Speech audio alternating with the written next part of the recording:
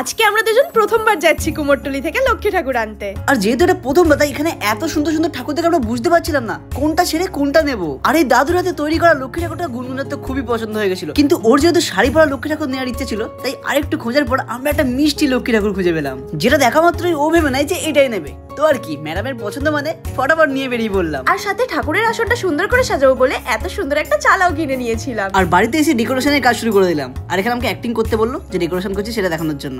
নমস্কার, এই কাজের সাথে আমিও যুক্ত আছি। আর পরের দিন সকাল থেকে শুরু হলো আসল কাজ, নাড়ু বানানো, যেটা করার জন্য আমি আর মা দুজন মিলে যুদ্ধ করতে লেগেছিলাম। তারপর সবাই মিলে ফটাফট পুজোর সব কাজ কমপ্লিট করে দিলাম। আর এখানে লক্ষ্মীর আসনটা তো খুব সুন্দর করে সাজানো হয়েছিল, কিন্তু তাও কিছু একটা ইনকমপ্লিট লাগছিল, তাই জন্য দীপ আর আমি চলে গেলাম সুন্দর একটা মালা কেনার জন্য। এবার তোমরাই বলো তো ফাইনাল সাজানোটা কেমন লাগছে?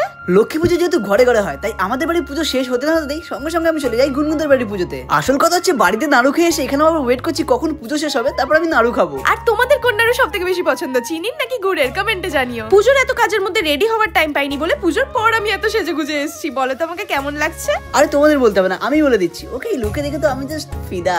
এবং শেষে প্রসাদ খেয়ে আমরা আমাদের মিনি ব্লগ এখানেই শেষ করছি।